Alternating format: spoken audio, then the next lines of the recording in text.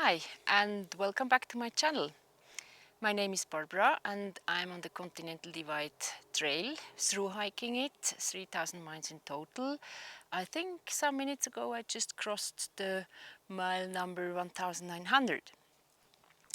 But this was a short hiking day. I came out of the town to Boise, which I really needed some time in to kind of plan the section ahead, because there is forest fires going on in southern Montana a lot and we have to reroute.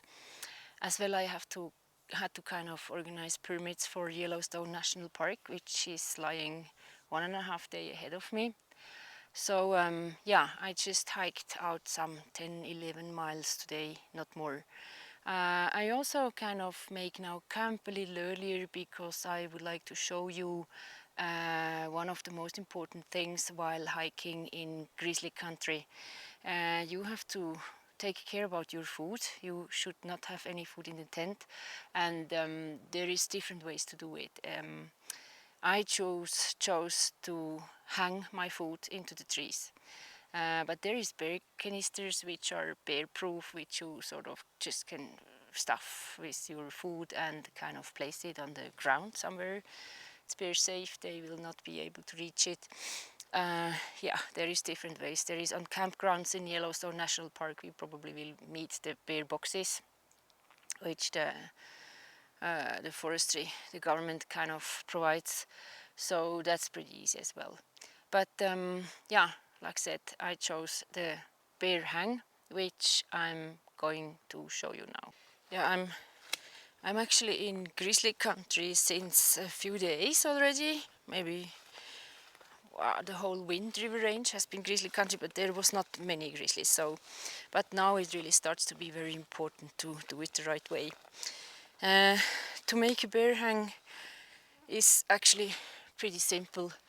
The most important is to find the right kind of tree. It's what is the best. They say that you should kind of choose a place with 2 trees beside each other and hang the food in between the trees. The food should be hanging like about 12 feet above ground, which is about 4 meters, and from each tree maybe 1 to 2 meters away. But to find that kind of place, it's not too easy mostly. This tree where you place the food should as well be at least 100 feet away from your camp where you sleep. So 30-40 meters at least away from camp. We would have a perfect one, but that's only like 10 meters away from my tent. This one down there could work well. And that's pretty fine with the distance as well. I think I choose this. So the next thing is to find the right way the easiest way to hang it up to the tree. And this I do with this kind of little bag and a rope like this. This is maybe, I don't know, it's theoretically a little bit too short. This might be, yeah, this might be seriously too short now, since the branch is pretty high, but I would have extension rope if so needed to make it longer here. I'll see. But the idea is now I fill this one with stones. So I found some. Easier of course still is if you find one big stone, but I kind of do this. So then I close this little bag, and in the other end I attach the food bag. This is my main food bag, which is a ursack, so-called, bear-proof in itself as well, which means they can't open it. So I attach this rope in the other end, and then I still add my additional little bag, which has utilities in, which might smell a little bit foodish, but are not food, and this is not a bear-proof bag. But since it's a bear hang, it's not that bad. The main thing is they should not be able to reach it. So this I add as well there to this other one. But they are like connected. So, and then the thing is that I throw this little bag now with the stones across the branch which I chose. Now I have to really see how I'm able to film this. Now I think I got the camera set that you sort of can see it. I'll try my best now. It's getting dark as well, so I have to hurry up. Like said, I take this little bag and oops, that's too far out. Here we go. So, it's evening us long. I just hope this branch keeps now. It's a bit old. So, now I can pull the food up. And, yep, here we go. From this perspective, it's definitely a meter away from the tree. And it's not really, maybe almost 4 meters above ground. But I think this is pretty good, like this. The stony bag with this rope I wrapped around this tree, and it's easy to open then in the morning. Now I can go back to my tent. It's also important now that I don't go anymore to this food during the whole night, because yeah, you don't know, I mean, that would be the worst, to surprise a grizzly while he's trying to get your food down from the tree. I really want to avoid this. I have been putting actually all the real food, of course, in there. I put garbage in there.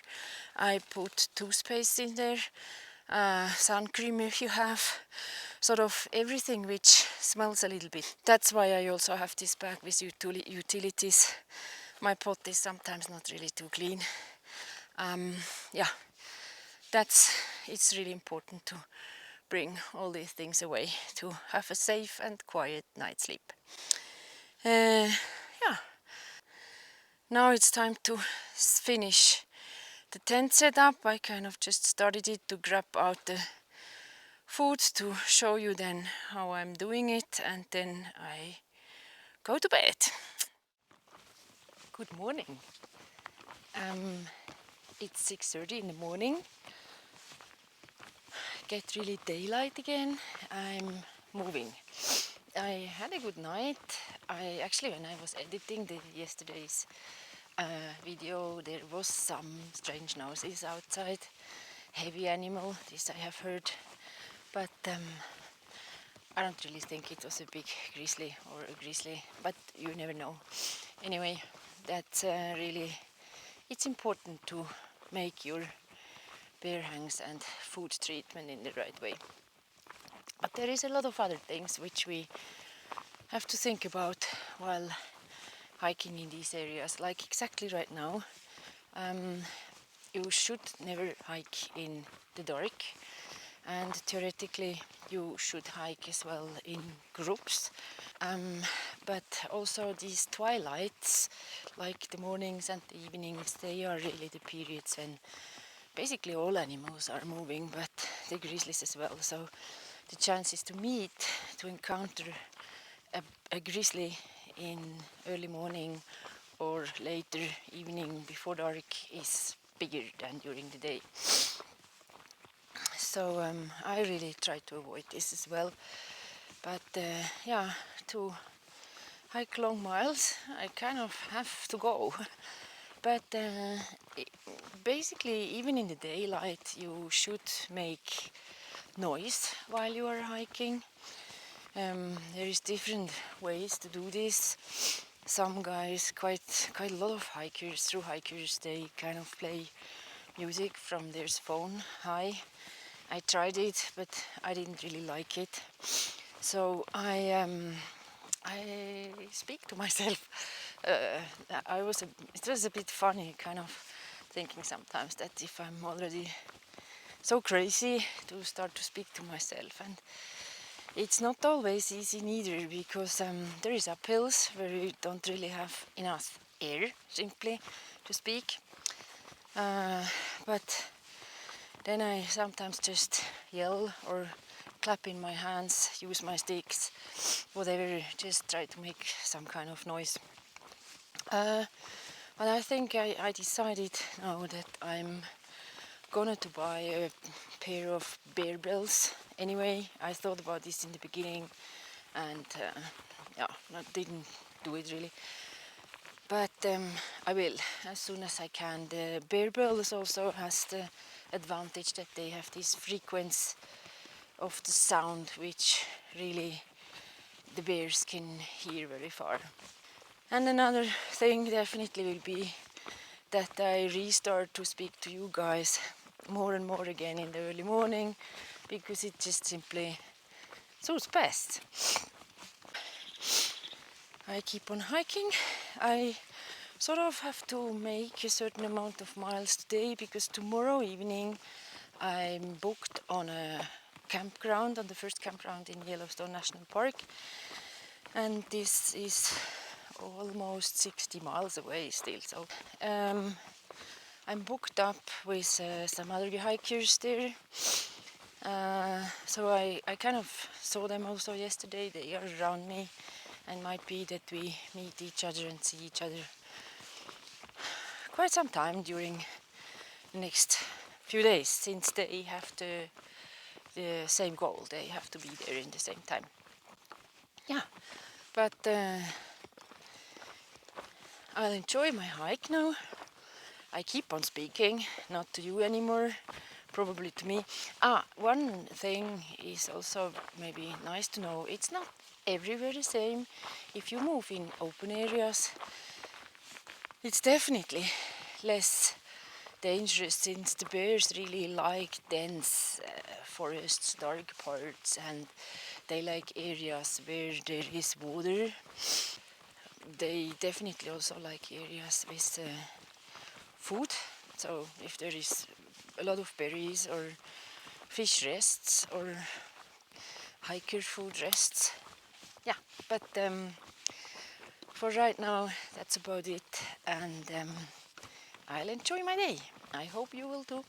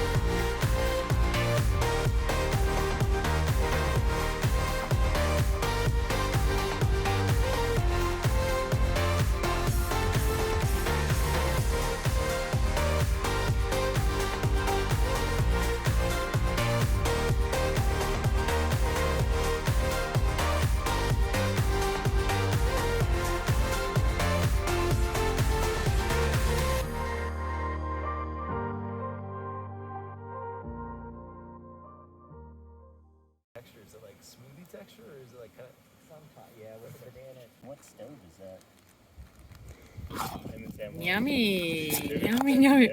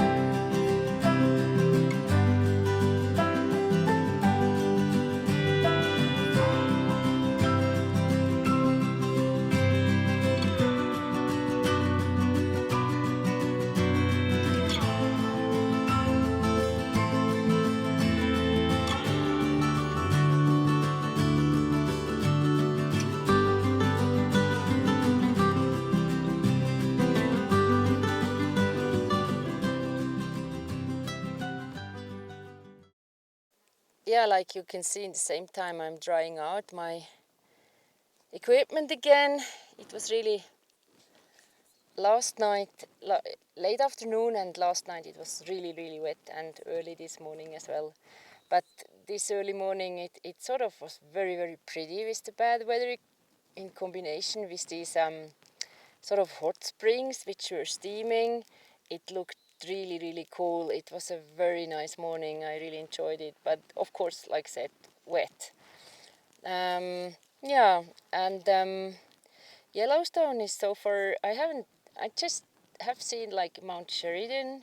It's one of the many volcans which are here all around, and it was a very beautiful mountain. But I really expect to see still much more cool stuff, like geysers and several hot springs. So it will be a very, very interesting section. I'm anyway very much looking forward for further Yellowstone experiences, and yeah, maybe even a bear, you never know. But I really would wish to see a grizzly. Of course, there is not only Yellowstone. I will have a lot of chances further north again, or still, and all the way up to the border now. But in Yellowstone, there is pretty many. I really see a lot of signs also, a lot of droppings, a lot of shit, a lot of scratches in the trees and things like this. So they are all around, but I haven't seen any yet.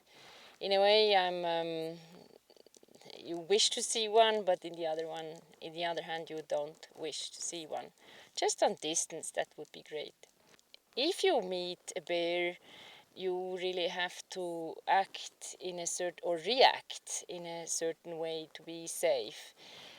You really have to sign to the bear that you will let him the space he asks and needs. So kind of just gently speak calmly to him and gently leave his area, or wait until he left kind of your area. However, and yeah, that's like the normal encounter. That's mostly how it will happen also. But if it should look like that he starts to be like aggressive or would like to kind of come closer, then it's this technique to use, that you kind of speak calmly, make yourself big, and kind of back off there again. But oh, my things are, it's blowing, but the wind is really drying. But I feel the first raindrops already, so I really have to pay attention that not everything is getting real wet. So I maybe soon start to pack. But last thing about bear encounters: everything, if nothing works out and the bear really, really seriously attacks you, I equip myself with a bear spray, which is it's that kind of thing with a handle up there, which I just could release this security tab, and then spray sort of in the bear's face. But the point with this, you really have to wait until the bear is close enough to hit him.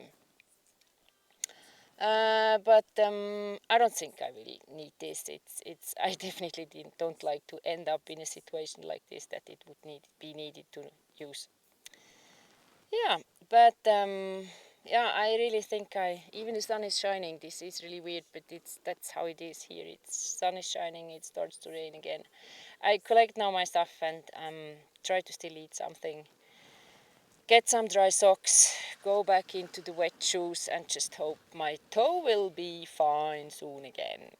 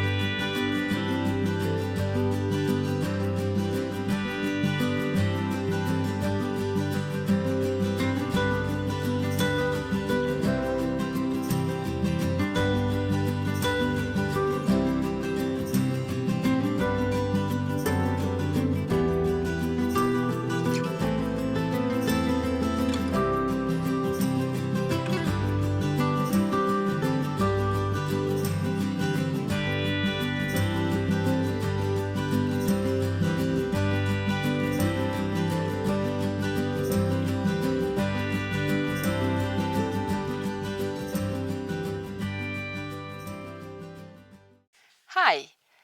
Here I'm sitting now on the Wyoming-Idaho border. I reached this state border just a few minutes ago, right in time that two hiker friends were still here and could take a pic of me being on the border. That's sometimes a bit difficult when you are alone, and these stupid, simple selfies I have been doing enough.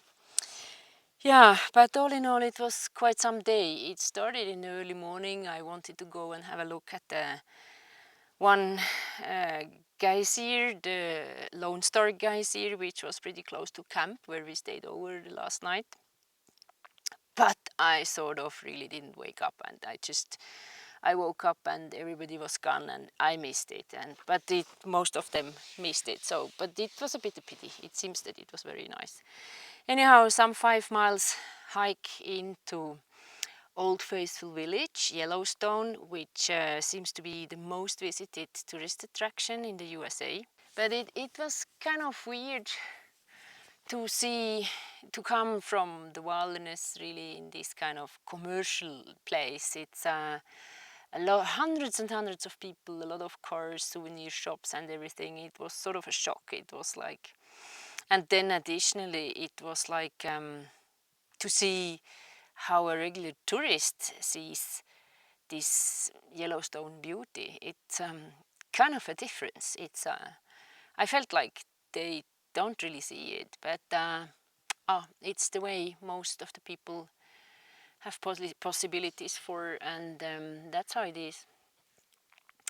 Yeah, we gathered there in front of the Yellowstone General Store. Everybody was trying out their stuff because it was very wet night again, and it felt like we were in sort of like a zoo that everybody was watching, and what are these guys doing and dirty, and and yeah. But yeah, we were a little group there, a little bubble, and according to southbounders which saw us today, it seems that we were the first sort of group bubble northbounding. Otherwise, they just met like single hikers, and we were now definitely more. So this means that I really catched up with the northbounder front. which makes me a bit happy. I mean, I was starting very late, and yeah, it feels that I still can keep going, even I'm not 20 anymore.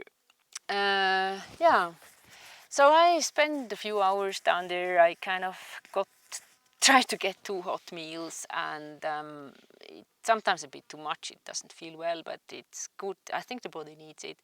I resupplied for 2 days to reach West Yellowstone, and yeah, then I still had like 18, 19 miles to go to the national park border. I'm not there yet because I didn't have one more night permit for staying in the national park.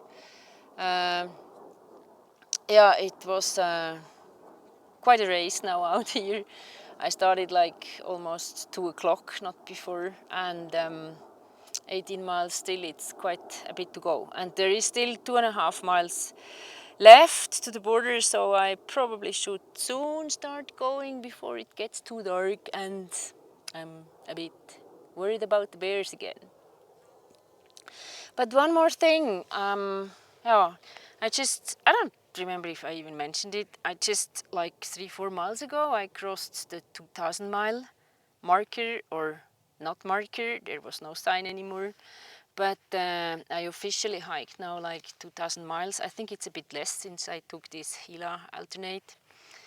2/3 are past, and differently to halfway, I start to feel a bit stressed about the finish. I kind of don't want to really be ready, done.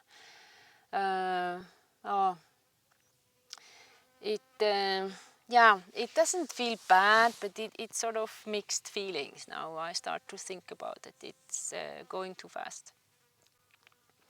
Yeah. Yeah, but this little hiker bubble, which I mean, this is definitely now going to split up again, because we are on a point where we have to decide how we continue. There is a cutoff or several cutoffs which save a lot of CDT miles. These cutoffs have been always popular, but since Montana has a lot of forest fires now, they closed a big part of the regular CDT route, which means that these cutoffs have become really like very popular. It's not many people anymore who hike the regular red route. But all these different cutoffs, they are a combination of different trails, so this means that yeah, people are splitting up again. And I kind of had a goal for myself that I will have made my mind up when I reach Old Faithful Village, Yellowstone Village, and this I did today. And I made up my mind.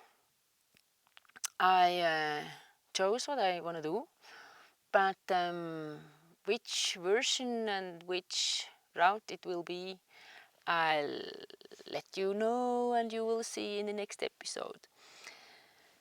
Now I really want to go. I still have like almost 3 miles left to hike to the national park border, and meanwhile I let you figure out and guess which route I'm choosing. Yeah, so far so good. See you in the next episode.